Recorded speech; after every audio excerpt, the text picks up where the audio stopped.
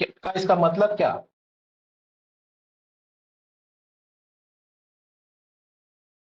कोई शेयर करेंगे? Organic India मतलब क्या? सर इंडिया को विष मुक्त बनाना है, केमिकल फ्री करना है। बहुत सही। और कोई?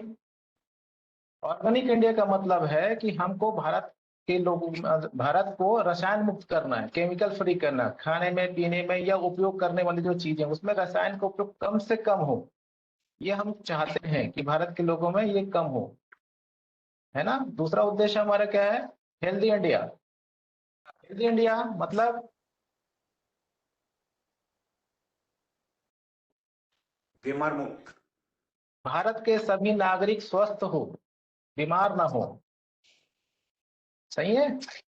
तो स्वस्थ कैसे हो सकते हैं भारत के सभी लोग? Good morning sir. कुछ शेयर करेगा? स्वस्थ कैसे हो सकते हैं भारत के सभी लोग?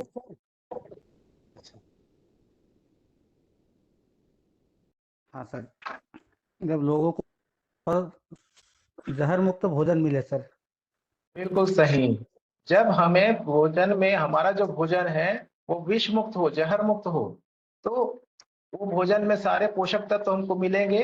सारे पोषक तत्व जब हमको मिलेंगे तो हमारा शरीर स्वस्थ रहेगा, निरोगी रहेगा, उसमें रोगों से लड़ने की ताकत रहेगी, तो हम स्वस्थ रहेंगे। तो आदमी का स्वास्थ्य का जो संबंध है, सीधा सीधा संबंध किससे है? उसके भोजन से है। ये बात सही है। मतलब जितना अच्छा हम भोजन करेंगे, जितना पौष्टिक भोजन हम करेंगे, हम उतना स्वस्थ रहेंगे, निरोगी रहेंगे। यहाँ तक बात सही है? Yes sir. बिल्कुल सही है ना। तो हमको भोजन कहाँ से मिल सकता है? अच्छा भोजन कहाँ से मिलेगा? खेती से ही मिल सकता है। थोड़ा सा रिलेट करेंगे तो मुझे मजा आएगा। खेती से मिल सकते हैं। खेती से मिल सकता है, हाँ। से मिलता है। खेती से ही मिल सकता है। तो आज क्या हो रहा है, जो हमारे खेती में, जो खेती से जो उत्पादन आ रहा है भोजन, है ना, क्या वो पौष्टिक है? नहीं सर। नहीं है। तो हमको स्वस्थ भारत बनाना है तो हमको भोजन को सही करना पड़ेगा। और भोजन सही सिर्फ एक ही तरीके से हो सकता है कि उसको अच्छी तरीके से खेती किया जा सके। अच्छी खेती से अच्छा उत्पादन हो, वो हम खाएं तो हम स्वस्थ रहेंगे। ठीक है। अब बात करते हैं खेती से, क्योंकि खेती से ही हमारा भोजन है और कोई ऑप्शन ही नहीं है, दूसरा कोई तरीका ही नहीं है। हमारा भोजन आएगा कहाँ से? खेती से ही आएगा। फल फूल कहाँ से आ सकते हैं? खेती से आ सकते हैं। तो खेती का संबंध किससे है? पौधों से है, पेड़ पौधों से है। राइट। Yes sir. जैसे कि आदमी का स्वास्थ्य का संबंध है कि उसका भोजन अच्छा रहे तो वो स्वस्थ रहेगा, उसी तरीके से हमारे पेड़ पौधे का भी जो संबंध है, स्वास्थ्य का संबंध है, वो उसके भोजन से है। यहाँ तक सही है? Yes sir. अगर हम पौधे को सही भोजन मिलता है, हमारे पौधे को सही भोजन मिलता है, सही पोषक तत्व मिलता है, तो वो स्वस्थ रहेगा। और स्वस्थ रहेगा तो उस फसल पे का जो भी उत्पादन आएगा वो हमारे लिए बहुत अच्छा रहेगा, उसमें सारे पोषक तत्व हमको मिलेंगे। सही है? हाँ सही है। बिल्कुल सही है ना। तो हमारे स्वास्थ्य का संबंध भोजन से है और पौधे का भी स्वास्थ्य का संबंध उसके भोजन से है। तो हम अगर ये जान लें कि पौधा भोजन बनाता कैसे है, तो सब चीज समझने में हमको आसानी हो जाएगी। तो हम देखें कि पौधा भोजन बनाता है, उसके लिए प्रकृति ने क्या व्यवस्था करके रखी, वो कैसे भोजन बनाता है हमारा पेड़ पौधा। और ये जो रिसर्च है, ये मैं नहीं बोल रहा हूँ, ये पूरे वर्ल्ड के जितने साइंटिस्ट हैं उन्होंने रिसर्च किया हुआ है कि जो पौधा भोजन बनाता है उसका प्राकृतिक व्यवस्था ऐसा है कि पौधे को भोजन बनाने के लिए क्या क्या चीजें चाहिए? सूर्य का प्रकाश, हवा, पानी और मिट्टी। तो इसमें किसका किसका क्या रोल है? सूर्य का प्रकाश, हवा और पानी का रोल जो है वो 96.2% है, और मिट्टी का जो रोल है वो 30.8% है। आवाज कट हो रहा है? ठीक है ठीक है ठीक है ठीक है ठीक है। हाँ, वहां पर सिग्नल कुछ होगा प्रॉब्लम, बाकी ठीक है हाँ। बात। तो देखिए पौधा भोजन कैसे बनाता है? सूर्य का प्रकाश, हवा, पानी और मिट्टी, ये चीज चाहिए तभी वो भोजन बना सकता है। कैसे बनाता है इसको समझते हैं। पौधा दिन भर सूर्य के प्रकाश, हवा और पानी के माध्यम से पेड़ के पत्तों पे, पौधे के जो पत्ते होते हैं इस पे भोजन बनता है। तो ये जो भोजन बन रहा है ये पूरा कंप्लीट भोजन नहीं है, आधा ही भोजन है। आधा भोजन कहाँ से बनता है? मिट्टी से। मिट्टी से क्या होता है? मिट्टी में जो 16 प्रकार के घटक होते हैं, खनिज तत्व होते हैं, इसको जड़ के माध्यम से पौधा ऊपर तना में भेजता है, और जो पत्तों से बना हुआ प्रकाश संश्लेषण की प्रक्रिया से पत्तों में जो भोजन बना हुआ है इसको पौधा नीचे भेजता है तने में। जब ये दोनों आपस में मिलते हैं तब पूरा पूरा भोजन बनता है, और जब ये पूरा भोजन बन जाता है तब पौधा शाम के समय, रात के समय ये डिसाइड करता है कि ये भोजन को कहाँ पर कितना भेज रहा है, जड़ पे कितना भेज रहा है, उसके कंसों में कितना भेज रहा है, पत्तों में कितना भेज रहा है, फूल में कितना, फल में कितना, ये डिसाइड करता है, और जितना भोजन रहता है उसको उस हिसाब से वो डिवाइड करके आपस में डिस्ट्रीब्यूट करते हैं। तो ये प्रकृति की प्रणाली है पौधे के भोजन बनाने का। ये प्रणाली आप लोग को समझ में आया? Yes sir. हाँ हाँ बिल्कुल बिल्कुल। समझ में आ गया? तो इस तरीके से ये पौधा हमारा भोजन बनाता है। अब भोजन बनाने की प्रक्रिया आपको समझ में आ गया, तो प्रॉब्लम कहाँ पर आई ये हम समझते हैं। और देखिए वातावरण में हमारा जो नाइट्रोजन का जो परसेंटेज है वो 78% है। अब भोजन बनाने के अब हमारे भारत में इस तरीके से खेती हो रही थी। अभी क्या हुआ, भारत में 1968 के बाद केमिकल आना शुरू हुआ, ठीक है। सॉरी मैं थोड़ा सा, मिट्टी का जो रोल है वो 3.8%। जो प्रॉब्लम आई है वो कहाँ पर आई है? मिट्टी पे आई है। सूर्य का प्रकाश, हवा, पानी अभी भी नेचुरल रूप से मिल रहा है। प्रॉब्लम कहाँ पे आई है हमारी खेती में? 3.8 मिट्टी पे आई। तो मिट्टी का क्या रोल है खेती पे समझते हैं। जो हमारा मिट्टी है, खेत है, उसका जो ऊपर सतह से लेकर नीचे का 6 इंच की जो जमीन है, 6 इंच की जो जमीन है, इसको हम बोलते हैं वाइड रूट जोन। यहाँ पर पौधे का जड़ फैलता है और इस 6 इंच की जमीन से ही पौधा पोषक तत्वों को उठाता है। उससे नीचे अगर जड़ जाता है तो वो पौधे को मजबूती के लिए है, वहां से भोजन नहीं मिलता। भोजन उसको सिर्फ इस 6 इंच की जमीन से ही मिलता है, ठीक है। अब प्रॉब्लम आई मिट्टी पे। मिट्टी पे प्रॉब्लम कैसे आई? 1968 के बाद भारत में केमिकल का आगमन हुआ। केमिकल के आगमन होने से क्या हुआ, हम खेती अब कैसे कर रहे हैं? यूरिया डाल रहे हैं, सिंगल सुपर फास्फेट डाल रहे हैं, डीएपी डाल रहे हैं, पोटाश डाल रहे हैं। इस तरीके से हम बहुत सारी चीजें डाल के खेती कर रहे हैं। यहाँ तक सही है? Yes sir. देखिए यूरिया में क्या है, 46% नाइट्रोजन है। अभी इसके पहले स्लाइड में मैंने बताया वातावरण में 78% नाइट्रोजन है। तो यूरिया में जो 46% नाइट्रोजन है ये तो पौधे के काम का है। बाकी इसमें क्या, कोई बता सकता है? नाइट्रोजन यूरिया में और क्या होता है? सारियो है सर, मतलब हाँ, वेस्टेज पदार्थ है जिसकी जरूरत ना तो पेड़ पौधे को है ना ही हमारी जमीन को। उसको हम सॉल्टी मटेरियल बोल सकते हैं, क्षारीय पदार्थ बोल सकते हैं, कचरा बोल सकते हैं, जिसको हमारी जमीन को भी जरूरत नहीं है। ये हम डाल रहे हैं यूरिया के माध्यम से या फिर जितने भी केमिकल है के माध्यम से। तो देखिए केमिकल डालने से क्या क्या नुकसान हुआ। सबसे पहले देखिए रसायन में क्या होता है, गर्मी होती है, हीट होता है। अब यूरिया जो खेत में डालते हैं, कोई किसान भाई बताए कि यूरिया हम डालते हैं तो पेड़ के जड़ के पास में डालते हैं या हम दूर में डालते हैं? दूर में डाल दें, दूर में क्यों डालते हैं? क्योंकि क्योंकि यूरिया में हीट होता है, गर्मी होता है। अगर हम उसको जड़ के पास डाल देंगे तो वो पूरा पौधे को जला देगा। तो जितने भी केमिकल होता है उसमें क्या होता है, हीट होता है। ये हीट कहाँ पे आया? धरती के ऊपर ऊपरी सतह पे हीट आ रहा है, ठीक है। दूसरा, इसमें जो फालतू चीजें हैं वो हमारी जमीन में जाते जा रही है जिसको पौधे को जरूरत नहीं है। और ये कब से डल रहा है? लगभग 50 साल से ये डाल रहा है। डालते डालते क्या हो रहा है, ये तो जमा होते जा रहा है, पौधा इसको उठा ही नहीं पा रहा है। तो ये जमा होते होते आज की स्थिति में हमारी जमीन 4.5 इंच की जो जमीन है वो पूरी तरीके से हार्ड हो चुकी है। क्यों हार्ड हुई, समझ में आया आप लोग को? हेलो, जी सर, इंटरेक्ट करते रहते तो मुझे अच्छा लगेगा। क्यों हार्ड हो जी गई सर। है? क्योंकि ये जमा होते जा रहा है, जमा होते जा रहा है। ये एक दिन दो दिन का नहीं है, ये पूरे 50 सालों से यहाँ हमारे खेतों में जमा हो गया है। तो इसका मतलब क्या है, इतनी जमीन हमारी हार्ड हो गई। अब क्या हो रहा है, हमारा जो फसल है उसका जो जड़ कहाँ तक फैल रहा है? सिर्फ ये 1.5 इंच में, इसके नीचे जा ही नहीं पा रहा, इतना हार्ड हो गया है, ठीक है। अब हार्ड होने का संबंध क्या हुआ? हार्ड कब हो सकता है? जब वहां से हवा निकल जाती है तभी जमीन हार्ड होता है। हवा का संबंध क्या है? ऑक्सीजन से, ठीक है। जैसे जैसे जमीन हार्ड हुई है मतलब वहां पर ऑक्सीजन की मात्रा कम होती चली गई, ऑक्सीजन निकलते चले गए, जमीन हमारी हार्ड होते चले गई।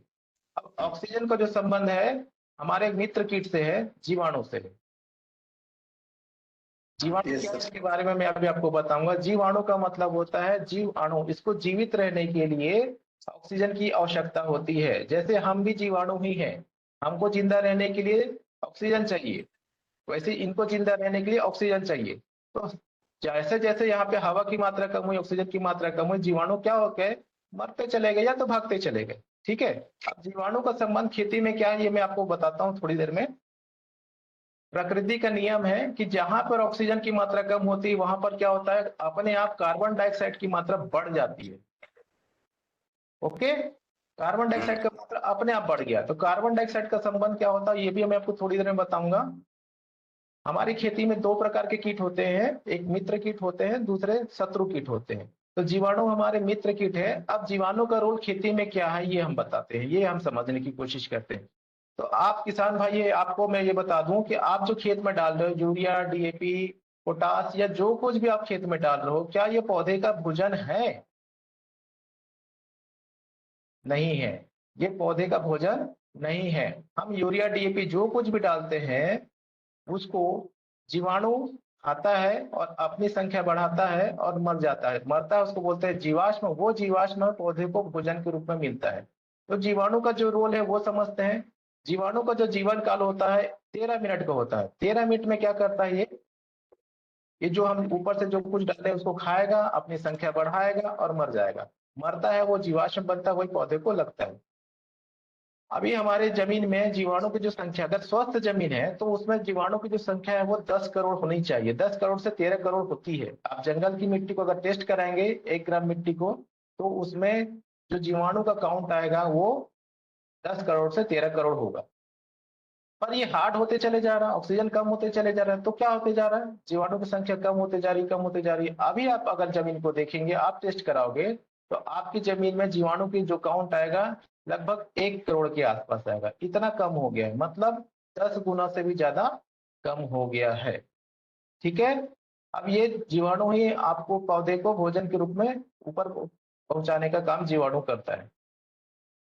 दूसरा मैंने बताया विषाणु। विषाणु क्या होता है, विषाणु एक तरीके का ऐसे समझ लीजिए शत्रु कीट है, इसको हम बोल सकते हैं कि ये चोर है। ठीक है, ये क्या करता है, चोरी कर लेता है। ये भी कहाँ पे रहता है, ठीक जीवाणु के जैसा ये भी विषाणु होता है, ये भी यहाँ पे रहता है। और पौधा जो मेहनत करके भोजन बनाया रहता है वहां पर ये विषाणु छुपे रहते हैं और ये इसको चोरी कर लेते हैं। अब इस चीज को मैं समझाने के लिए आपको एक कहानी बताता हूँ। मान लीजिए आप में से किसी के घर में शादी हो रही है, ठीक है, कोई हाँ बोले। जी सर। हाँ, मान लीजिए आपके घर में हाँ। शादी हो रही है, तो आप क्या करते हैं, शादी में लगभग आपने 1000 लोगों को इनविटेशन दिया हुआ, 1000 लोग आपकी शादी में आए हुए, आपके यहाँ शादी पे। तो आप क्या करोगे, 1000 लोगों के शादी में आए हुए तो उनके खाने पीने का व्यवस्था करोगे। तो उनके लिए आप सामान ला के रखे हो, आटा, दाल, गेहूं, तेल, घी, जो कुछ भी चाहिए वो सारा सामान आपने लाया है। और शादी के मेहमान 1000 जो मेहमान आपने बुलाए वो आपके घर पे आ गए हैं। अब क्या होगा, ये जो खाना बनाने के लिए जो आपने सामान लाया है, इसको खाना बना के देने का काम कौन करेगा, महाराज करेगा, खानसामा करेगा। उसके लिए आपने 10 लोगों को खाना बनाने के लिए बुलाया हुआ। ठीक है, लेकिन लास्ट मोमेंट में क्या हुआ कि सिर्फ एक व्यक्ति ही आया है खाना बनाने वाला, 9 लोग नहीं आ पाए। तो क्या होगा बता सकते हैं, क्या स्थिति बनेगी? खाना बन नहीं पाएगा सर। खाना बन नहीं सकता, 1000 लोगों का खाना तो बन ही नहीं सकता। नहीं सर। अब वो एक आदमी क्या करेगा, आपके सामने हाथ जोड़ेगा, क्या बोलेगा, भैया मैं सिर्फ 100 लोग के लिए खाना बना सकता हूँ। तो इस स्थिति में आप क्या बोलोगे, ठीक है भाई 100 के लिए बना दो। ठीक है, अब उसने 100 के लिए खाना बना दिया और खाना जब टेबल में रखने को लगा दिया, खाना ना टेबल पे, उसी समय जो हमारे विषाणु है, मतलब चोर है, ऐसा समझिए वो खाना चोर, उसमें से 50 प्लेट को कोई चोरी करके ले गया। समझ में आया? आपने पूरी व्यवस्था करके रखी थी, 1000 लोगों के हिसाब से खाना, मतलब यूरिया, डीएपी सब आपने डाला, भोजन बनाने वाली संख्या 1 हो गया, उसने 100 के हिसाब से खाना बनाया, उसमें से 50 चोरी हो गया, अब सिर्फ 50 के लिए भोजन बनाए, क्या होगा? खाना कम हो जाएगा सर। यही स्थिति हमारे यहाँ जमीन में हमारे पेड़ पौधों के साथ में हो गई है। पौधा दिन भर मेहनत करता है, भोजन बनाता है, और भोजन कितना बन पा रहा है? सिर्फ थोड़ा बन पा रहा है, उसमें भी ये विषाणु चोरी करके ले जा रहा है। तो भोजन नहीं मिलने से क्या हो रहा है? जो पौधे के कंसे आने चाहिए 10 आने चाहिए, तो भोजन नहीं तो कहाँ से आएगा? वो 2 कंसे ही निकाल पाता है। ठीक है, पत्ते आना चाहिए 100, तो भोजन ही नहीं है तो कितना पत्ते बना पा रहा है? वो मुश्किल से 10-15 पत्ते बना पा रहा है। फूल आने चाहिए 100, तो भोजन ही नहीं तो कितने फूल बना पा रहा है? सिर्फ 10 बना पा रहा है। ये एग्जाम्पल देके बता रहा हूँ ना आपको। अब 10 फूल है तो फल में बदलने भी चाहिए ना 10 को, लेकिन भोजन ही नहीं है, तो उस 10 फूल में से सिर्फ एक पौधा एक ही फल के रूप में कन्वर्ट हो पा रहा है। इतना कम भोजन उसको मिल रहा है, क्या कर सकता है पौधा बेचारा? ऐसे ही होगा ना। तो ये समस्या आपके यहाँ खेत में, ये समस्या हो रही है आपके पौधों के साथ में। उसको पर्याप्त मात्रा से भोजन नहीं मिल रहा है। अब पर्याप्त भोजन नहीं मिला तो क्या हुआ?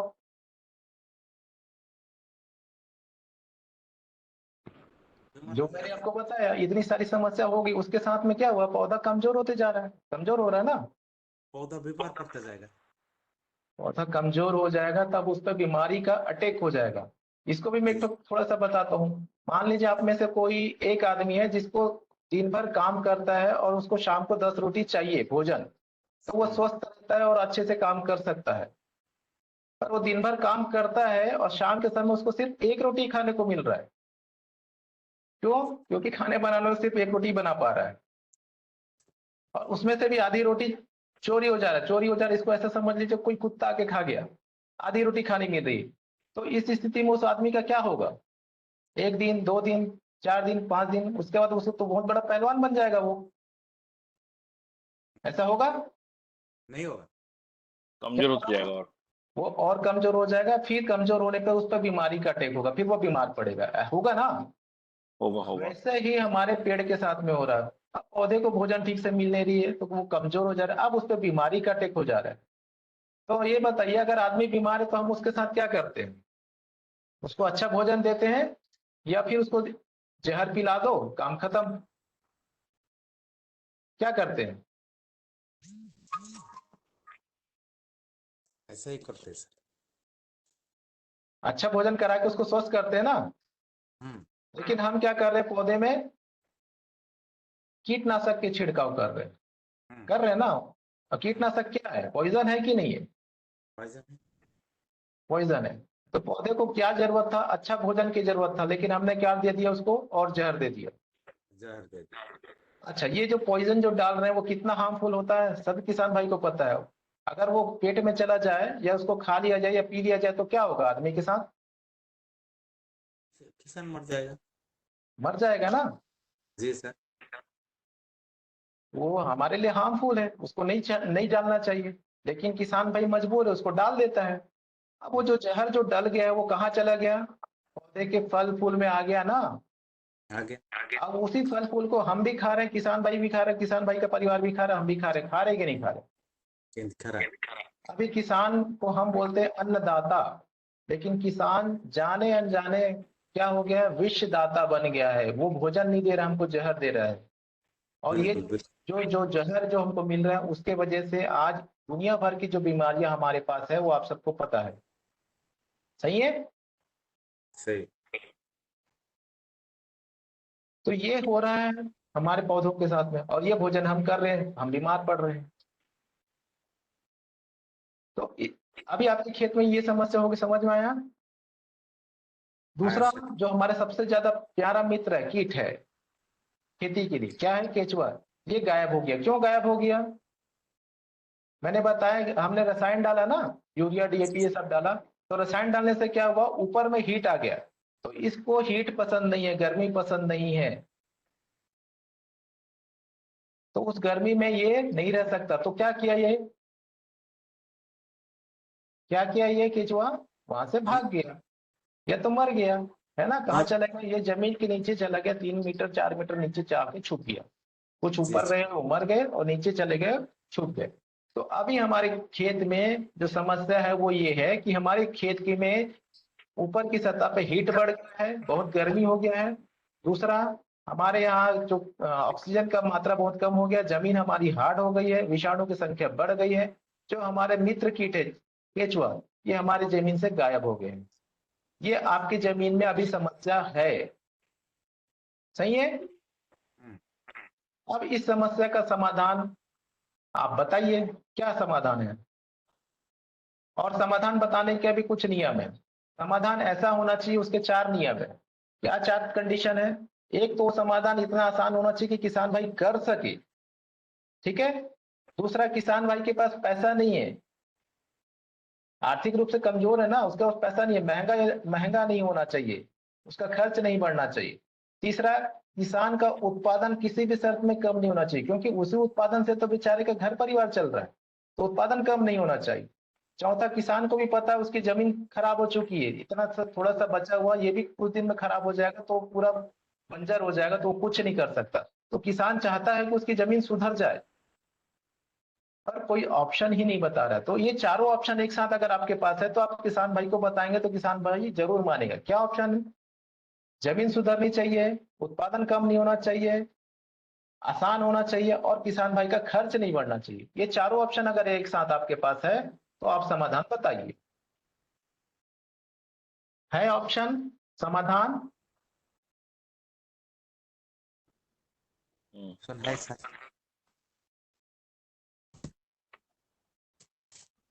बोलेगा। है समाधान है ना। ऑप्शन है सर, मल्टीप्लायर। मल्टीप्लायर के अलावा कुछ समाधान बताइए ना। मल्टीप्लायर में आप काम करें इसलिए आपको पता है, और कोई ऐसा समाधान। किसान गोबर खाद। गोबर खाद बोलते हैं सर। कौन सा।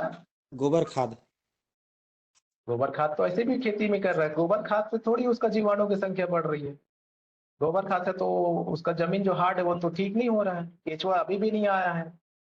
या गोबर खाद जो जो डालना है उसकी, गोबर खाद जो डालना है उसकी मात्रा उतनी नहीं है जितना उसको चाहिए, और गोबर खाद बहुत महंगा है, वो किसान के बजट से बाहर है। सर पिछले पॉइंट को और एक बार दोहरा सर। किसको। जो पिछले जो एक पॉइंट बताया, गोबर खाद तो डाल रहा है, केचुआ नहीं हो रहा है, वो उसी पॉइंट को और एक बार दोहरा है सर।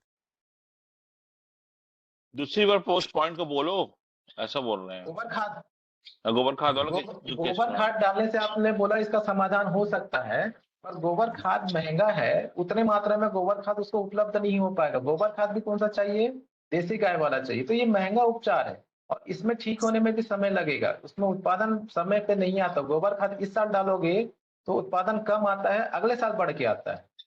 तो किसान तो उत्पादन से समझौता कर ही नहीं सकता ना, मैंने 4 कंडीशन बताया था। तो इसलिए सर। गोबर खाद अभी सही उपयोग, सही इलाज नहीं है। नहीं। ठीक है। तो समाधान क्या है। समाधान हमारे पास है, वो समाधान का नाम है मल्टीप्लायर टेक्निक। Yes sir. तो ये समाधान करता कैसे है ये भी हम समझ लें।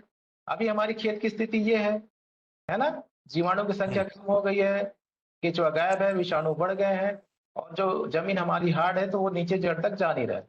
तो जैसे हम मल्टीप्लायर का उपयोग करते हैं तो क्या करता है मल्टीप्लायर, हर चीज में मल्टीप्लिकेशन करता है, पर उसको मैं समझाता हूँ कि काम कैसे करता है। मल्टीप्लायर जैसे ही डालते हैं तो ऊपरी सतह में जो हीट है, गर्मी है, उसको ये क्या करता है, ठंडा करना चालू करता है ना। मल्टीप्लायर यहाँ पे ठंडकता लेके आना शुरू करता है। दूसरा, मल्टीप्लायर में जो चीज है वो जीवाणु का फेवरेट भोजन है, बहुत पसंदीदा खाना है।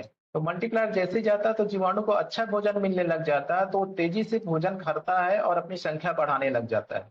तो जीवाणु की संख्या का वृद्धि होना चालू हो जाता है, यहाँ पर ठंडकता आना चालू हो जाता है, और यहाँ पर ऐसा वातावरण की निर्मित करना चालू कर देता है मल्टीप्लायर कि केचुआ को पता चल जाता है कि भैया ऊपर का वातावरण उसके रहने लायक हो गया है। तो केचुआ जो नीचे जा चुका है वो केचुआ वापस आ जाता है खेत में। तो खेत में जब केचुआ आता है तो केचुआ का क्या रोल है वो भी मैं आपको समझाता हूँ, फिर आपको ये पूरा पिक्चर समझ में आएगा।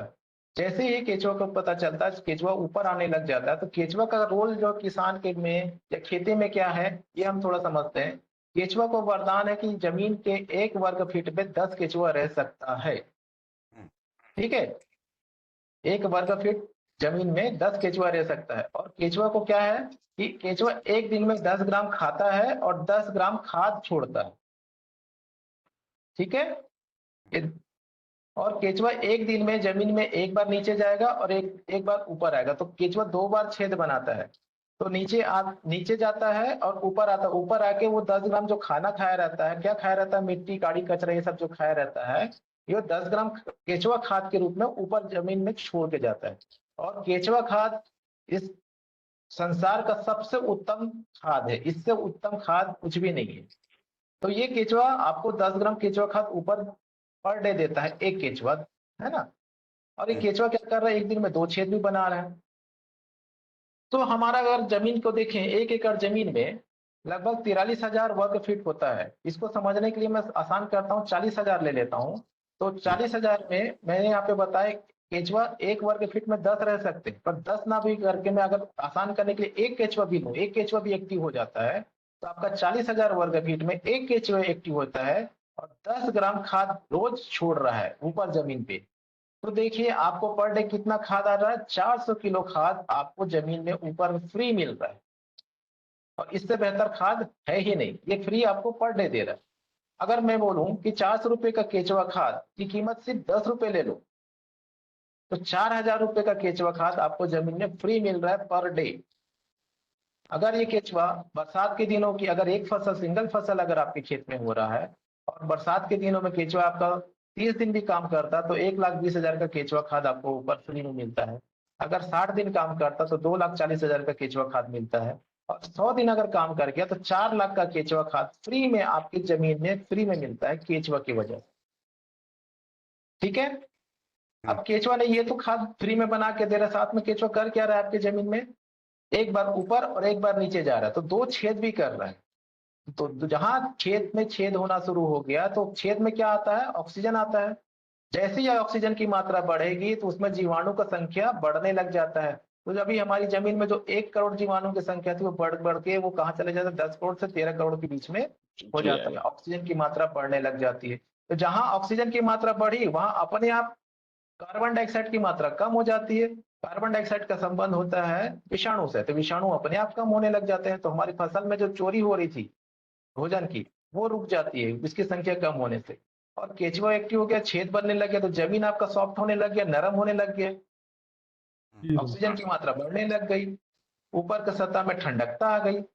और क्या फायदा हुआ, ये छेद होने से जो बरसात का जो पानी होता है, जमीन हार्ड होने से बरसात का पानी जमीन के अंदर नहीं जा पाता, बह जाता था। अब बरसात का पानी जमीन के अंदर जाएगा। तो जमीन के अंदर जाने से हमारी एक और सबसे बड़ी समस्या थी, जो पानी का वाटर लेवल बहुत नीचे चला गया है खेत में, तो वो धीरे धीरे बढ़ के फिर वापस बढ़ जाता है। तो जमीन खेती में जो हमको पानी की समस्या आती है, वो समस्या का निदान हो जाता है। तो केचुआ हमारे लिए इतना उपयोगी है, हमारा सबसे प्यारा और सबसे परम मित्र है, जिसको हमने जाने अनजाने अपने खेत से भगा दिया है, जिसके वजह से इतनी बड़ी समस्या हमारी खेती में आ गई। तो ये जब सिस्टम आपका चालू हो जाता है, इको सिस्टम बोलते हैं, ये जब चालू हो जाता है तो आपको सब चीज फ्री में मिलने लग जाता है। तो आपका जो खेती है वो 0 बजट खेती की ओर चला जाता है और आपका उत्पादन बढ़ के आता है। और क्या हुआ, आपका जो पेड़ का जो जड़ है वो सिर्फ 1.5 इंच में जो फैल रहा था, वो पूरा कहाँ तक आ जाता है, वो 6 इंच में फैल जाता है। तो 6 इंच से अब उसको भोजन मिलने लग गया, ऊपर में केचुआ खाद मिलने लग गया, तो आवश्यकता से जब बहुत ज्यादा भोजन पौधे को मिलने लग गया। अब पौधे को ज्यादा भोजन मिला तो क्या हुआ, जहां उसको 2 कण से बनाने तो वो यहाँ पे 10 कण से बनाने लग गया। उसको 10 पत्ते चाहिए तो वो 100 पत्ते लेके आ गया, 100 पत्तों में ज्यादा भोजन बनने लग गया। बनेगा ना ज्यादा भोजन, ज्यादा भोजन बना तो ज्यादा फूल बना, ज्यादा फूल बना तो ज्यादा फल बनेगा। इस तरीके से आपका उत्पादन हर तरीके से मल्टीप्लिकेशन हो जाता है।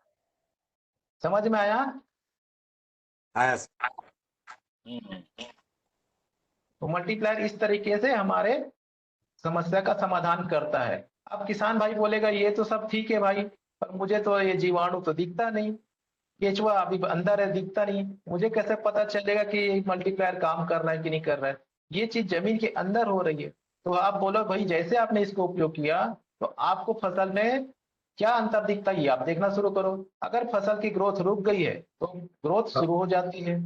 फसल की फ्लावरिंग स्टेज पे है तो ज्यादा फ्लावरिंग मिलेगा, फ्लावरिंग गिर रही है तो उस समस्या का निजात हो जाएगा, कीट रोग का अटैक कम हो जाएगा, क्योंकि आप आवश्यकता से ज्यादा भोजन मिल रहा है तो पौधा मजबूत हो गया है, उसकी प्रतिरोधक क्षमता बढ़ गई है, वो कीट रोग का अटैक होगा भी तो वो उसको पौधा संभाल लेगा, है ना। फसल के पत्ते हरे हरे होने शुरू हो जाएंगे, फसल के पत्ते लंबे आएंगे, उसका आकार बढ़ जाएगा, डार्क ग्रीन हो जाएगा। डार्क ग्रीन भोजन पत्ते पे भोजन और ज्यादा बनने लग जाता है।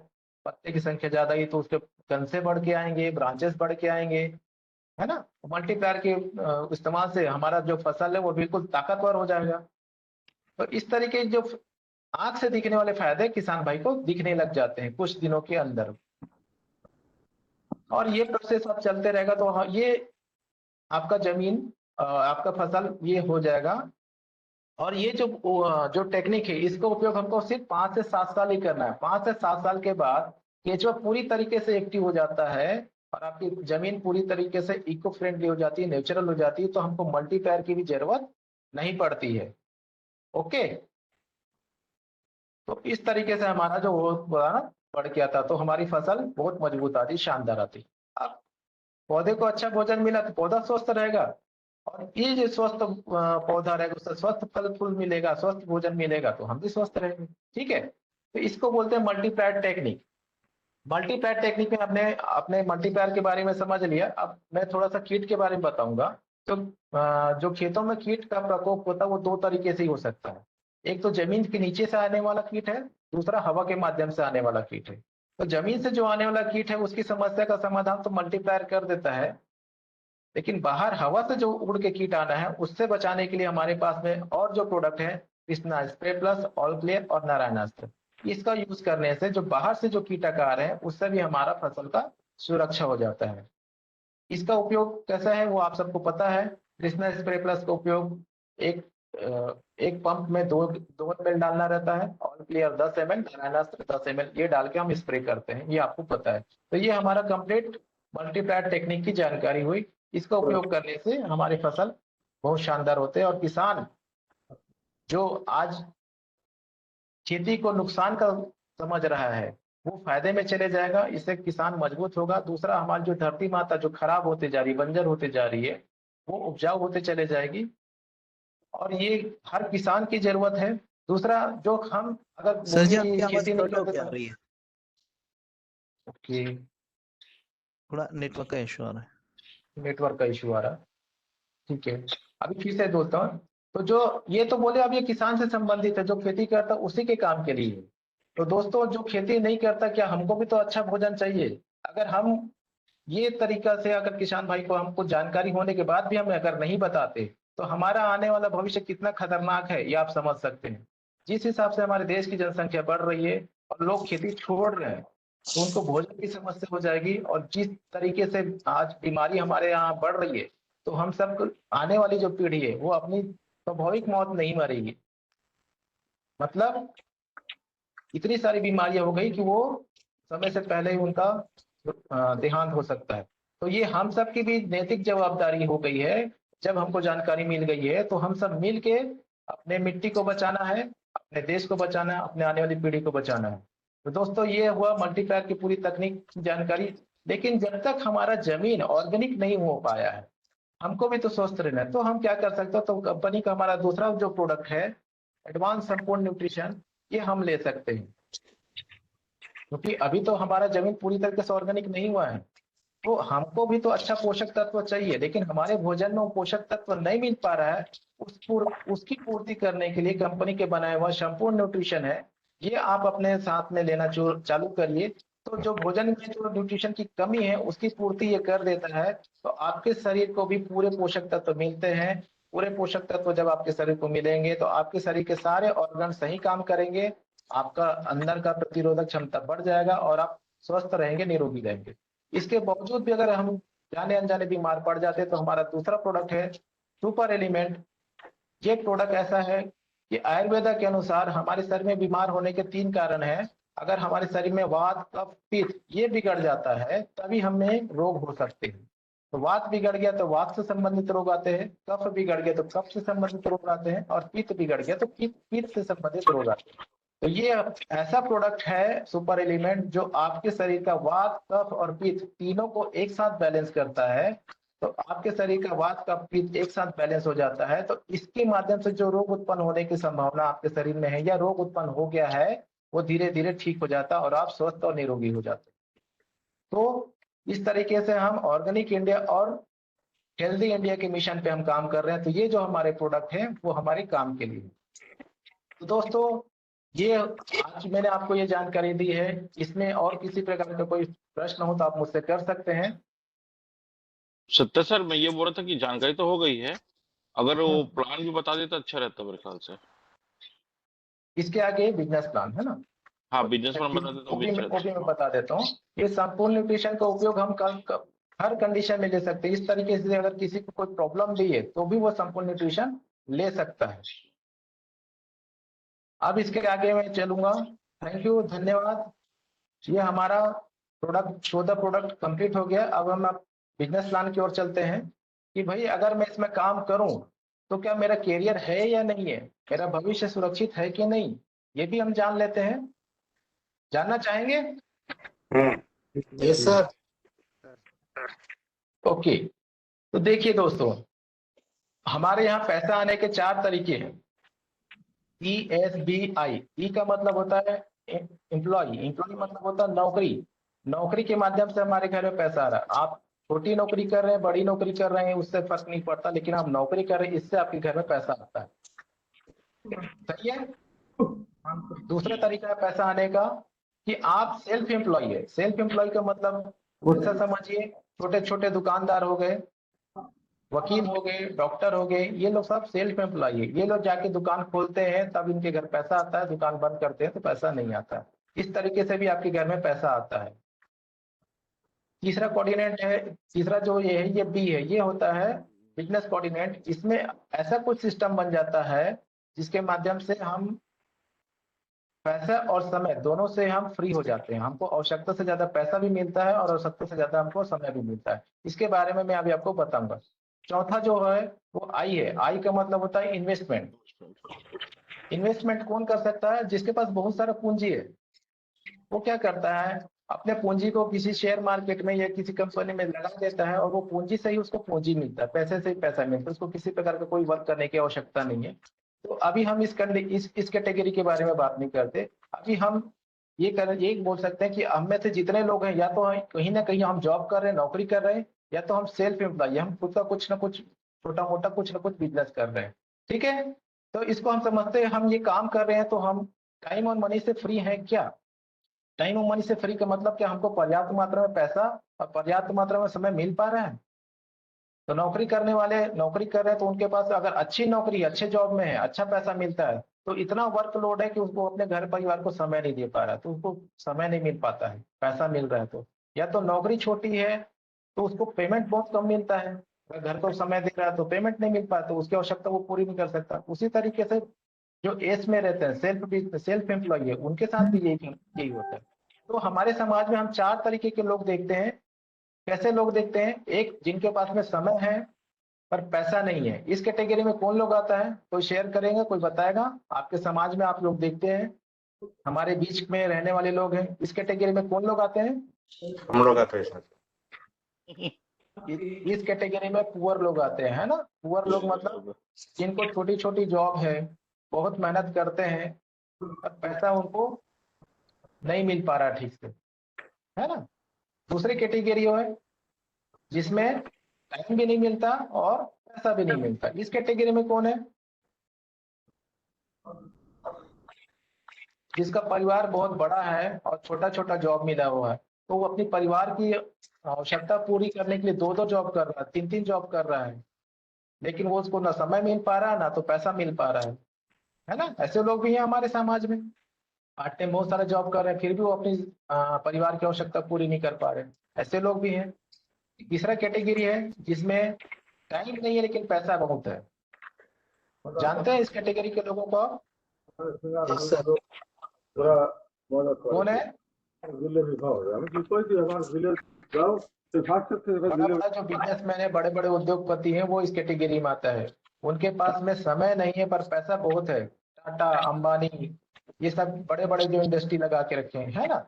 यार इनके साथ भी देखो, इनके पास में समय नहीं है, ये पैसा तो बहुत है पर समय भी नहीं है, उनके परिवार के साथ समय देने के लिए के पास टाइम नहीं है। तो क्या ये तीनों कैटेगरी लोग सुखी हैं? No sir. नहीं है ना, कुछ ना कुछ समस्या है।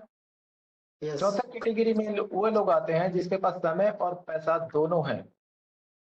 तो इस कैटेगरी में कौन लोग आ सकते हैं? जो केबीडी में काम करते हैं वो लोग इस कैटेगरी में आ सकते हैं। और जो लोग हैं आप लोग की जानकारी में वैसे होंगे जो आपके अपलाइन जो जानते हैं वो इस कैटेगरी में आ चुके हैं।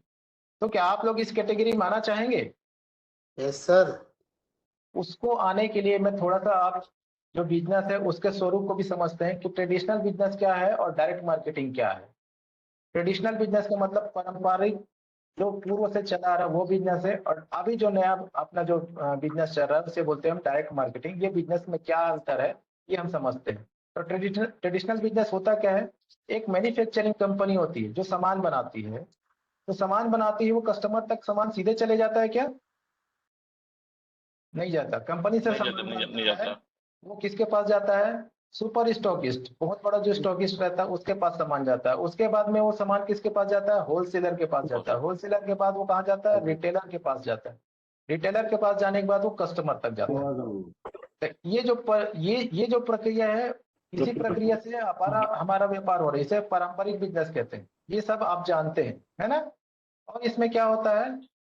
एड भी लगता है, विज्ञापन भी लगता है, उस प्रोडक्ट का प्रचार प्रसार भी होता है। टीवी में आप लोग देखते होंगे और भी तरीके से प्रचार प्रसार किया जाता है, और बीच में ट्रांसपोर्टिंग भी लगता है ना?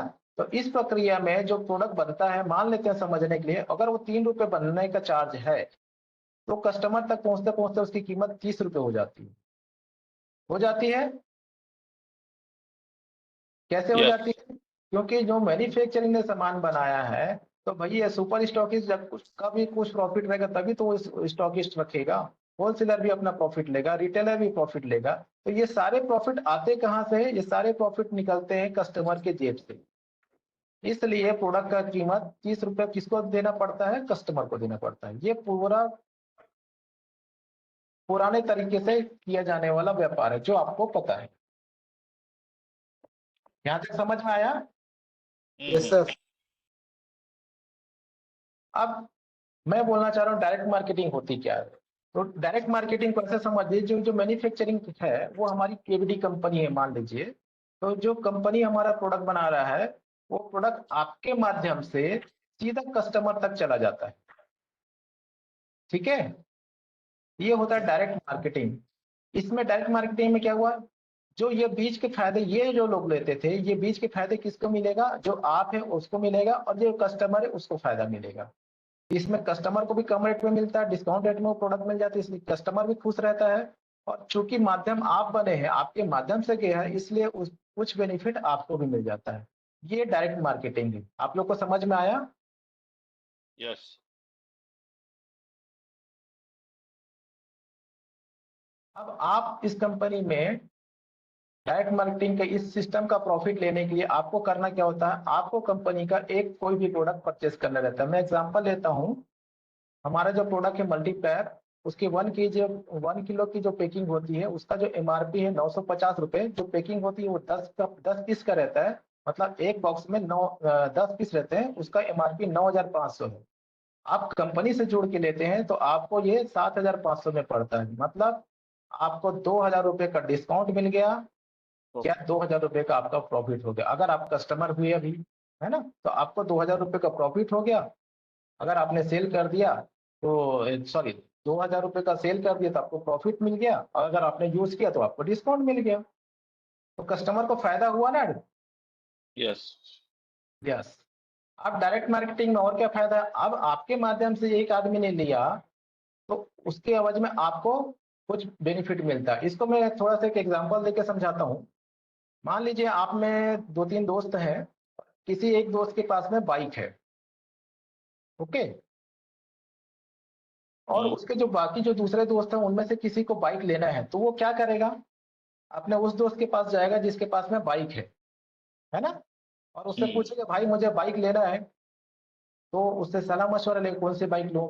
तो जो उपयोग कर रहा है उस बाइक के बारे में उसको अच्छी जानकारी, तो वो अपने दोस्त को बताता है कि ये जो बाइक है ये अच्छी बाइक है, मैं यूज कर रहा हूँ, बहुत अच्छा, आप जाके इसको ले लो।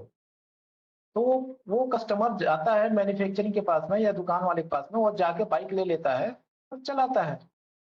ऐसा ही होता है ना? ये है डायरेक्ट मार्केट। ये क्या है? Traditional marketing. इसमें बताने वाले को कोई फायदा था क्या? लेकिन फिर भी उसने बताया, और जो कस्टमर है उसको तो लेना ही था, वो जाके ले लिया।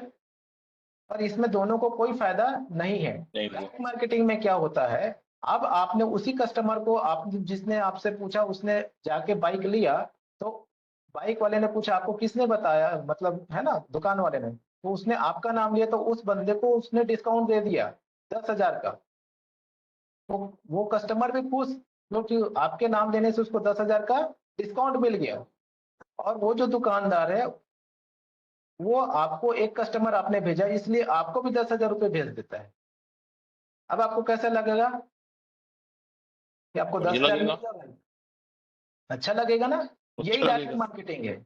ये माउथ पब्लिसिटी हुआ, आपके माध्यम से कस्टमर गया, उसके वजह से उसने बाइक को सेल किया, तो कस्टमर को भी डिस्काउंट मिल गया और आपको भी इसका फायदा मिल गया। उसी तरीके से हमारे यहाँ आपने जो प्रोडक्ट उपयोग किया, आपको अच्छा लगा, आपने एक कस्टमर को बताया, और एक कस्टमर को अच्छा लग गया, वो भी जाके हमारे यहाँ मल्टीप्लायर से सामान लिया, तो उसको भी डिस्काउंट रेट में सामान मिला, 7,500 मिला, उसको 2,000 रुपये का बचत हो गया। उसके खरीदी करने से कंपनी ने आपको 260 रुपये आपको दिया। यहाँ तक समझ में आया? यस। ये काम आप करते आ रहे हो, कोई नया चीज नहीं है, बस आपने इस नजरिए से इसको देखा नहीं है। ठीक है? अब आपको 260 रुपये मिला, आपको बहुत अच्छा लगा। अब ये आप क्या करोगे? ये काम आप जानबूझ के करोगे, है ना? तो आपने ये काम जानबूझ के करने लगा। अब आपके माध्यम से 10 लोगों को आपने बताया, इन 10 लोगों को भी डिस्काउंट रेट में सामान मिला, लेकिन अब जैसे ही आपने 11 लोगों को बताया, अब 260 की जगह आपको 390 रुपये आपको मिलेगा। काम अब भी वही किया, आपने बताया, उसने जाके कंपनी से सामान लिया, उसके एवज में आपको पहले 260 मिलता था, अब 390 मिलेगा। ठीक है? इसके लिए कंडीशन रखा गया कि ये जो 10 लोगों को जो बताना है, या 10 लोगों को प्रोडक्ट लेने के लिए बोलना है, वो किसी भी लगातार 2 महीने में करना है। लगातार 2 महीने मतलब अगर जनवरी या फरवरी या मार्च, ऐसे कोई भी लगातार 2 महीने में हमको 10 लोगों को ये करवाना है। तो हमारा ये जो है वो 260 से 390 रुपये हमको मिलने लग जाता है। समझ में आ गया? यस। और आगे बढ़े, यही काम आपने फिर आगे किया, फिर से आपने किसी लगातार 2 महीने में 10 लोगों को बताया, तो आप 390 की जगह आपको 520 रुपये मिलने लग जाएगा। यही काम आपने और आगे किया। आगे का थोड़ा सा टफ हो जाता है कि अगले किसी भी लगातार 2 महीने में 20 करना है आपको। 20 करेंगे तो आपको ये रकम 650 रुपये पर बॉक्स में मिलने लग जाएगा। ठीक है? समझ में आया? इस तरीके से हम आगे बढ़ते जाते हैं। यहाँ तक किसी को समझ में नहीं आया तो कोई क्वेश्चन है तो आप कर सकते हैं। हेलो। आगे बढ़े। हेलो सर जी, हाँ, ये 2 महीने का क्या सिस्टम है? लगातार किसी भी 2 महीने में इसको करना है सर। यदि 2 महीने के बदले 3 महीने में हुआ तो पिछले महीने का जो आपने किया उसको छोड़ दिया जाएगा, इस महीने और अगले महीने का दोनों को काउंट किया जाएगा। उसमें अगर आपने 10 कर लिया तो आपका प्रमोशन हो जाएगा। तो सर कस्टमर केयर से बात होती तो वो बोले ऐसा सिस्टम नहीं है। चलिए, इस पे मैं बाद में बात करूंगा, आप मुझसे पर्सनल बात कीजिएगा। ये सिस्टम है, ठीक है? आपको नहीं ठीक है। बताया गया होगा, ठीक है, लेकिन ये सिस्टम चालू है। किसी भी हाँ, लगातार 2 मंथ में हमको करना रहता है। अगर किसी कारणवश हमने पिछले मंथ में नहीं कर पाए, तो वो पिछले मंथ का नहीं काउंट होगा, उसके आगे मंथ के किसी भी 2 महीने में हमको ये 10 करना रहता है। ओके? आप ओके, मुझसे पर्सनल और बात कीजिए, मैं और इसको समझा दूंगा। यहाँ तक का क्लियर है? ठीक है। तो अब इसमें बोले कि ये तो समझ में आ गया कि मेरे मेरे सिर्फ माउथ पब्लिसिटी करने से मेरे माध्यम से जो कस्टमर जा रहा है उसको डिस्काउंट रेट में मिल रहा है और मुझे उसके एवज में पैसा मिल रहा है। तो यहाँ से मेरा कैरियर दिख रहा है कि मुझे, बोलोगे समझ में नहीं आया कि मुझे कैरियर है कि नहीं। अगर मैं इसको बोलूं कि आप इसको एकदम आसान भाषा में समझे, अगर किसी को भी अगर नहीं बताते हैं, सिर्फ खुद सेल्फ काम करते हैं, अगर हम खुद सेल करते हैं, तो भी हम इसमें बहुत अच्छा इनकम कर सकते हैं। वो कैसे कर सकते हैं ये मैं आपको दिखाता हूँ। आप जहां पर रहते हैं, जिस जगह पे भी रहते हैं, उसके 10 किलोमीटर के रेंज पे देखिए, चारों दिशा में गांव होंगे। तो मैं ये मानता हूं कि आप जहां भी रहते हैं वहां से 5 से 10 गांव आपको जरूर पड़ेंगे। चारों दिशा में 10-10 किलोमीटर के रेंज में जाएंगे तो कम से कम 5 गांव तो आपको जरूर मिलेंगे। यस। आप कंपनी से जुड़े हैं और आपने काम को चालू किया, तो आप किसी एक डायरेक्शन पे जाते हैं और इधर के जो 4-5 गांव में आप किसान भाई से मिलते हैं, उनको प्रोडक्ट के बारे में जानकारी देते हैं, उनके प्रॉब्लम को सॉल्व करते हैं, तो किसान परचेस करता है और अपने खेत में यूज करता है, उसको रिजल्ट मिलते चले जाता है। तो इस तरीके से आपका प्रोडक्ट सेल होते जाता है। मान लीजिए आपने एक दिन इस तरफ दिशा में गए, दूसरे दिन दूसरे तरफ दिशा में गए, इस तरीके से आप साल भर में ये पूरे एरिया में ही आप काम करते हो बिना किसी को कुछ करे, तो भी आपको क्या इनकम आता है उसको मैं समझाने की कोशिश करता हूँ। तो इस तरीके से मैं बोलूँ कि चारों दिशा में हम टोटल गांव 20 गांव को हमने कवर किया है। और कितना समय लगा है इसको कवर करने में? पूरा 1 साल का हम समय लगाते हैं। तो हमको क्या प्रॉफिट होता है हम समझने की कोशिश करते हैं। तो हमारा जो सर्वे है उसके अनुसार हर गांव में 1000 एकड़ से ऊपर की खेती होती है औसत। किसी गांव में थोड़ा सा कम तो किसी गांव में थोड़ा ज्यादा होता है। औसत देखा जाए तो 1000 एकड़ की खेती होती है। तो 20 गांव में लगभग 20,000 एकड़ की खेती होती है। इतने एरिया को अगर हम पूरे साल भर मेहनत करके पकड़ लेते हैं, कवर कर लेते हैं, और इसमें हमारा मल्टीप्लायर जाता है, तो हमारा जो मल्टीप्लायर है में जो हमारा एमआरपी डीपी का ही प्रॉफिट है, फायदा है, गेट है, उसमें बोला कि 1 किलो के पीछे 200 रुपए का हमारा फायदा है। मैं यही बोलूं कि 20,000 एकड़ में 1-1 किलो अगर भी हमारा मल्टीप्लायर जाता है आपके माध्यम से और 200 रुपए का ही प्रॉफिट होता है, तो ये 40 लाख रुपए होता है। और ये पूरे प्रक्रिया में मैं मान लेता हूँ कि पूरा साल भर का आपने समय लगाया है, तो साल भर बाद अगले सीजन पे अगर 1 किलो भी इसमें गया मल्टीप्लायर, तो आपके घर में 40 लाख रुपए आता है। लेकिन हमारा मल्टीप्लायर का डोज क्या है? 1 एकड़ 1 किलो 1 महीने का। तो किसी भी फसल पे 2 से 3 किलो हमारा मल्टीप्लायर जरूर जाता है। और आपने साल भर में लोगों को, किसान भाई को रिजल्ट दिखा दिया है, तो किसान भाई आपसे कम से कम 2 किलो तो जरूर लेगा। तो 2 किलो अगर आपका लेता है तो 1 किलो में 200 रुपए का प्रॉफिट है, तो 2 किलो में 400 रुपए का प्रॉफिट हुआ। तो उस तरीके से आपका साल का जो प्रॉफिट है, इस सीजन का प्रॉफिट है, वो 80 लाख रुपए हो गया। तो ये बोला जाता है कि भाई ये इतना प्रॉफिट आप ले सकते हो, लेकिन कंडीशन है आपको इतना एकड़ जमीन को कवर करना पड़ेगा, इतने किसानों को आपको ये मल्टीप्लायर यूज कराना पड़ेगा। तो ये बोले 100% काम है तभी आपको प्रॉफिट मिलेगा। पर कागज में 100% होता है, प्रैक्टिकल में 100% नहीं हो पाता। चलो मान लेते हैं 100% नहीं पाए, हमने मेहनत किया, इसका हमने सिर्फ 50% वर्क भी कर लिया, तो 50% भी देखिए आपको 40 लाख रुपए आपका इनकम आता। ये भी नहीं हो पाया, गिरे से गिरिया स्थिति में भी जाए, नेगेटिव बात करें तो 10% काम तो जरूर होता है, 10% भी काम आपका होता है, तो 8 लाख रुपए आपका प्रॉफिट 100% होगा ही होगा। तो यहाँ पर देखिए हमने किसी को भी जोड़ने का काम नहीं किया, हमने सेल काम किया, हमने सेल किया, तो भी यहाँ से हम 80 लाख 80 लाख से 8 लाख के बीच में इनकम हम 1 साल का कर सकते हैं। वो आपके काम करने के ऊपर है। पर ये काम थोड़ा सा हार्ड है, क्योंकि सेल करना हर किसी की बस की बात नहीं है। वो जो मैंने इसके पहले बताया वो स्मार्ट वर्क था। अब देखें क्या इसमें कुछ आ रहा है। स्मार्ट वर्क करने से क्या हमको होता है कि सच में ये हमारा टाइम मनी से हम फ्री हो पाते हैं कि नहीं हो पाते, ये हम देखते हैं। ओके, तो एक आदमी का काम करने का क्षमता होता है, हर आदमी की काम करने की क्षमता होती है। कितना घंटे काम कर सकते हैं एक आदमी? ज्यादा से ज्यादा 8 घंटा। 7 घंटा 8 घंटा, है ना? हाँ 7 से 8 घंटा काम कर सकता है। तो भाई एक आदमी 8 घंटा काम करता तो उसकी इनकम कैसे होगी? जितना काम करेगा उसके हिसाब से होगी ना। 8 घंटा काम कर रहा तो 8 घंटे के हिसाब से इनकम होगी। अगर मैं बोलूं एक आदमी को कि आपको एक ही दिन में 200 घंटे काम करने हैं, तो क्या यह संभव है? नहीं संभव है? नहीं है। नहीं। देखो एक सिस्टम के तहत काम किया जाए तो यह संभव है। कैसे संभव है? देखिए ये एक आदमी है, ये काम करने का समय है, और जितना वो काम करेगा उसके हिसाब से, जितना समय काम करेगा उस हिसाब से उसकी इनकम होती है।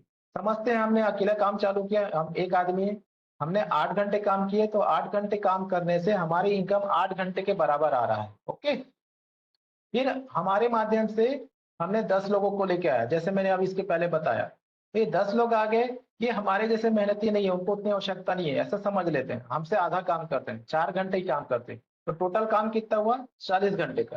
तो आपका एक दिन का काम कितना हुआ? 8 घंटा काम आपका, और 40 घंटा काम आपके माध्यम से जो लोग आए वो, ये भी तो आपका ही काम कहलाएगा। तो टोटल आपके नीचे काम हो रहा 48 घंटे का, तो आपकी इनकम अब 48 घंटे के हिसाब से आएगी। यहां तक समझ में आया? फिर आप जो 10 लोगों को लेके आए हैं, ये लोग भी काम कर रहे हैं ना, तो इनके माध्यम से भी एक एक आदमी ने भी मान लीजिए 10-10 लोगों को लेके आया, 100 लोग हो जाते हैं और 100 लोग ज्यादा काम नहीं करते, इनसे भी कम काम करते हैं, तो 2 घंटे ही काम करते हैं, तो टोटल आपका 200 घंटे का काम हो रहा है। तो आपकी काम कितनी हो गई? 248 घंटे की काम हो रही है, तो आपकी इनकम 248 घंटे के हिसाब से आएगी।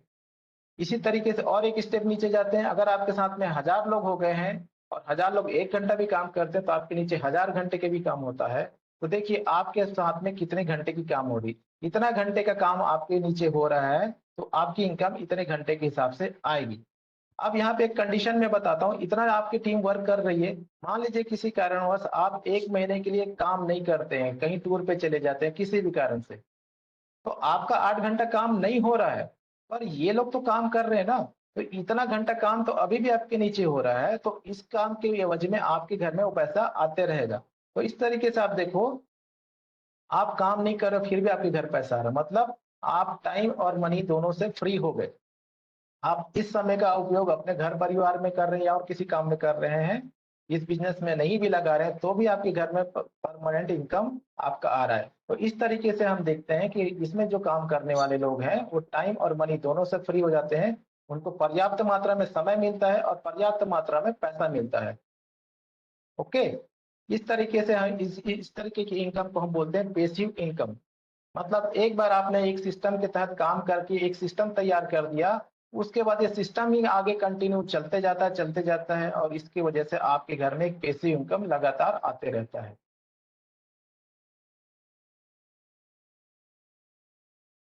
क्लियर? Yes sir. किसी के मन में कोई प्रश्न है?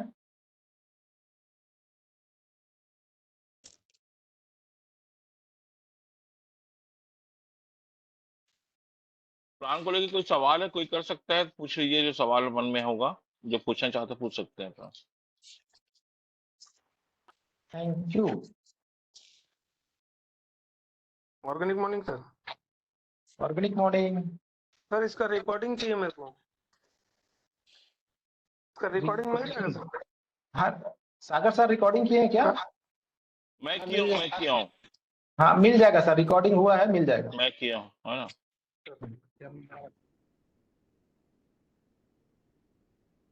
किसी को सवाल है पूछ लीजिए।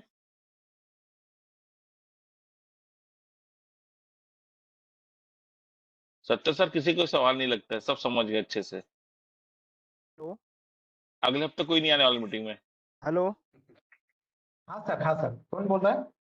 अरे वो अपने वो जो प्रोटीन पाउडर है ना, एडवांस प्रोटीन पाउडर संपूर्ण वो, संपूर्ण न्यूट्रिशन जी। तो वो कितने मंगाना पड़ेगा ज्वाइनिंग करने के लिए? ज्वाइनिंग करने के लिए सर ये 4 पीस का एक बॉक्स आता है, अच्छा, 4 बोतल मंगा लेंगे, उसमें हो जाएगा। तो उसमें ज्वाइनिंग हो जाती है फिर? जी सर, हो जाएगा। अच्छा, और वो एलिमेंट का प्रोडक्ट आया क्या, वो होगा उपलब्ध? ये इसमें थोड़ा सा समय है सर, इसमें कुछ और अच्छा बेहतर बनाया जा रहा है, तो थोड़ा समय लगेगा, थोड़े दिन में आ जाएगा ये। और अच्छा सर, ठीक है, ओके, थैंक यू जी सर। जी सर। ये जो मीटिंग है आज जो हुई है, ये हर वीक लेंगे सर कि कैसे करेंगे? क्योंकि मुझे ऐसा लगता है ना कि ये जो एसटीपी जो है हमारी टीम पे बहुत कम होता है, और हमको ज्यादा ज्यादा लोग प्लान प्रेजेंटेशन करने वाले, मतलब प्लान बताने वाले चाहिए। और मुझे ऐसा लगता है कि आज की जो मीटिंग हुई है बहुत अच्छा हुआ है, और ये हर हफ्ता होना चाहिए। ये आप लोग बताएंगे और चाहिए तो ये और होगा। हम्म। Yes sir. और sir organic morning, organic Rajneesh morning. Kumar Patel बात कर रहा हूँ सर। अरे रजनीश पटेल साहब, जी, चेहरा दिखाइए। सर ये हर हफ्ते होगी तो ज्यादा अच्छा रहेगा सर। बिल्कुल हर हफ्ते मिल चेहरे जाएगा दिखा हम लोग रजनीश को। भाया, कहाँ है तू? दिखा तो। 15 साल के बाद चेहरा देखेंगे तेरा आज। कहाँ है रजनीश? जी सर। गायब हो गया। ठीक अरे है वीडियो सर। दिखाया और अपना। किसी के मन में कोई प्रश्न है या किसी को कुछ भी समझ में नहीं आया तो भी बोल सकते हैं सर, कुछ भी समझ में नहीं आया फिर से समझाओ तो मैं फिर से बताऊंगा। और जितने भी लोग हैं आप अपने टीम पे इस मीटिंग को प्रमोट कीजिए। जितने ज्यादा लोग आपकी टीम के इस मीटिंग पे आएंगे उतना ही अच्छे आपकी टीम पे बिजनेस प्लान होना शुरू हो जाएगा, और आपका इनकम बहुत बढ़ना शुरू हो जाएगा। Organic morning sir. Organic morning. Sir ये समझ में नहीं आया अभी पूरी मीटिंग सर मैं थोड़ा सा बिजी था तो इसलिए मैं थोड़ी रिकॉर्डिंग चाहिएगी सर मुझे आप रिकॉर्डिंग भी मिल जाएगा सर, और नेक्स्ट वीक में मंडे को फिर से 7 बजे आप आ जाइए, फिर से हो जाएगा सारा चीज, लाइव भी हो जाएगा और रिकॉर्डिंग भी आपको मिल जाएगा सर। अच्छा सर। मैं एमपी से हूँ सर। 1 मिनट सर, मेरे लैपटॉप की बैटरी चली गई थी, बंद होने वाली थी इसलिए। एमपी में कहाँ से सर आप? हम धार जिले से सर। अच्छा धार जैसे, ठीक ठीक, बढ़िया बढ़िया। हाँ शिवनारायण राठौड़ सर। हाँ अभी आपकी कंपनी अपना? शिवनारायण राठौर जी नमस्कार। आपको आपको भेज दिया गया है, आपको वीडियो देख लीजिएगा, व्हाट्सएप पे भेज दिया गया है। हाँ सर ठीक है। Okay okay sir. तो और कोई क्वेश्चन नहीं है तो आज मीटिंग को यहाँ पे खत्म करें। जी सर। अरे कोई भेज दो सर। हेलो।